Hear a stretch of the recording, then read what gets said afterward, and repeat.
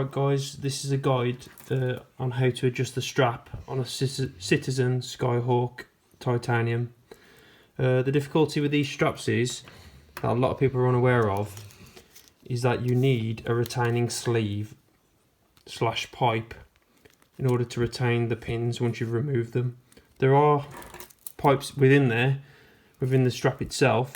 However, as I learnt the hard way, I took this to a high street cobbler's to get the strap adjusted, and they lost the retaining pipe.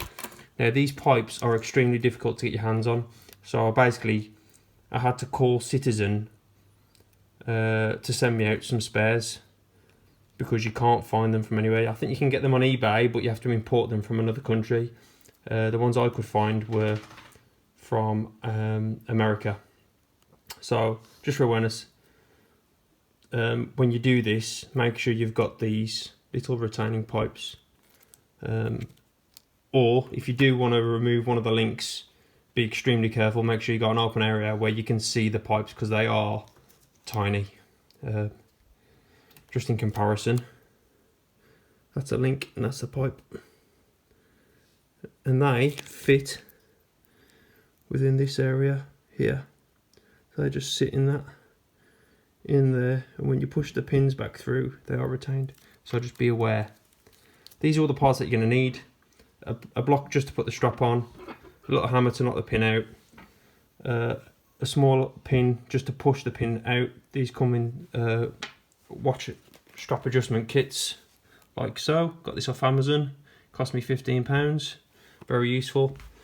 And obviously make sure you got some of these, or you be careful when you remove these, as we'll see in a minute. So before you begin, just something to be aware of again.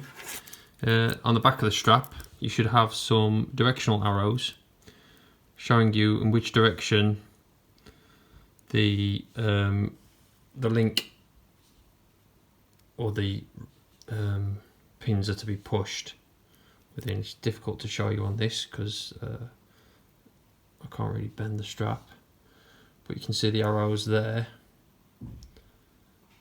on the back. That is the direction the pins need to be pushed to be released. As you can see in this one here, it's protruding a little bit, so that's going to have to be adjusted anyway, but I'll probably add it to this side, the link, because I need to make this strap longer to fit my wrist, which we'll go into. So as you can see, arrows are pointing down.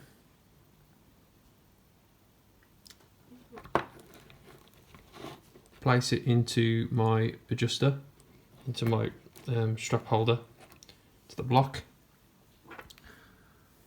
Then the pin that's sticking out, I can just get my pin, the pin to push the retaining pin through, and tap it gently, like so.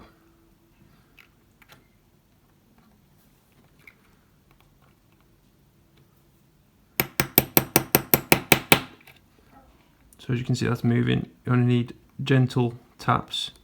The last thing you want to do is damage your watch.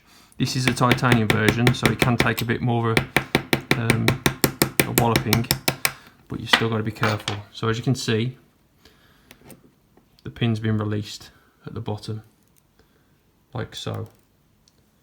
And as you heard there, the retaining, the little piece I was on about at the beginning, has just fell out itself. So you have to be careful, make sure you've got plenty of space for when you do release the pin, that you can find these, because if you lose it and you've got no replacements, that pin will not sit in that on that strap. It'll just move around loosely in both directions. The only way you can secure it is with this little pipe or sleeve. So there you go.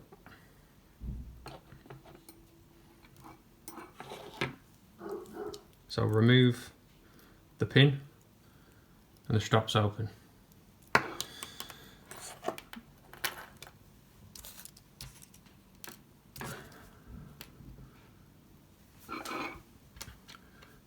So then you get your replacement link, match it up so all the links are facing the correct way.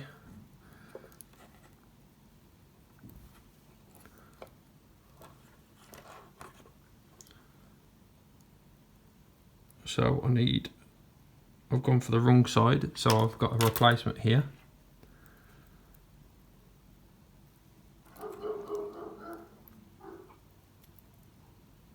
Again, so that sits in place like that. So the part we need to look at now is on this. Again, I'll try and focus it in so you can see. So see that little hole there? That's where that retaining pipe goes. Sorry, this side. That's where the retaining pipe sits, in that little hole there. So I'll try and put it in. It's a little bit fiddly, so bear with me. And it just shows you what you're having to deal with when you do this.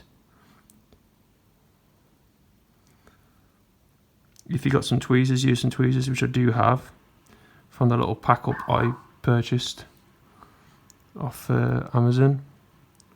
So see, it's in there now, it's just sitting in there. But again, it's very, very loose. Try and get it as close as I can so you can see. And that's what will retain the pin.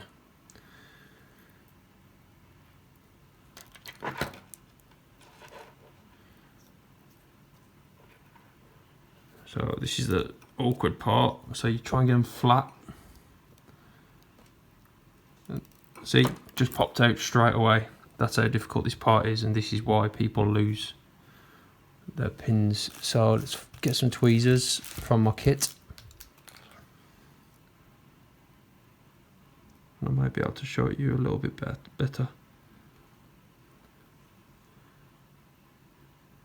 That's how small it is.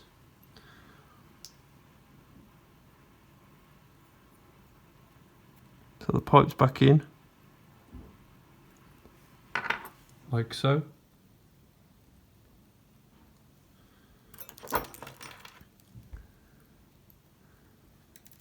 And it falls out again.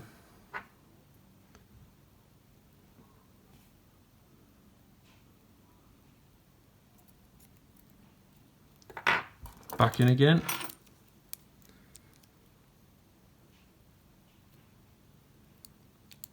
So once you put the strap on and line it up, you grab your pin, your larger pin, and try and push it down the opposite way of the arrows this time, as you can see. So it's a little bit fiddly, but try not to force it. So that's caught on both ends now. So all we've got to do, that's about as far as I can push it with my bare hand. All we've got to do is tap that pin back through. The retaining pipe or sleeve is in there now, and that should hold that in place securely. So we'll put it back in.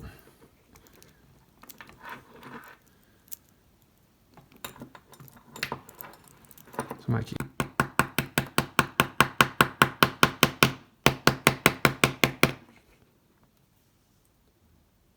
try and get it in focus for you. So what we're doing is getting it nice and flat, giving it a tap, careful not to damage anything. So that's in now, that shouldn't move. And all we've got to do is the same for this side. So I need to get the retaining pipe for this, which again I'll try and zoom it in for you. So this one hasn't got one at the minute, which I can still see on my table, thankfully.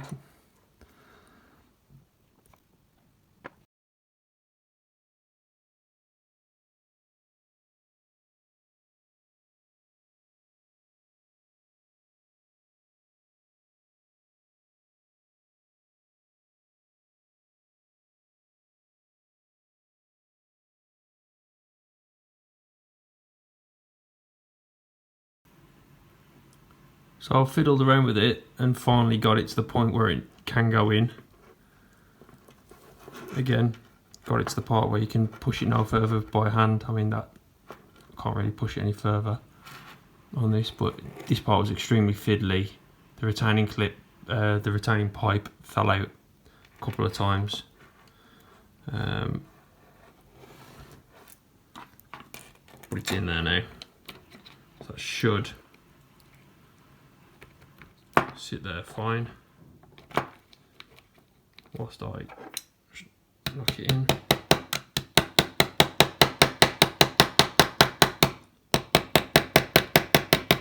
So as you can see, there was a bit of resistance pushing it through in that last part, which is ideal because you don't want it to just slip out.